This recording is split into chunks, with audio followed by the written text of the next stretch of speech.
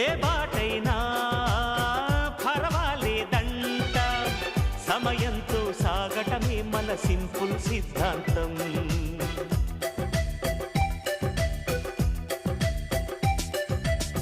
చిరుగాలికి పరిమళమిచ్చే సిరిమల్లెల వనమై ఉందాం, గగనాన్ని నేలను కలిపే హరివిల్లుల వంతెన అవుదాం.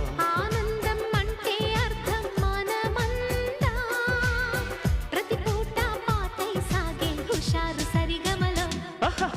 ఎన్నో ఎన్నో రాగాలుండే సంగీతం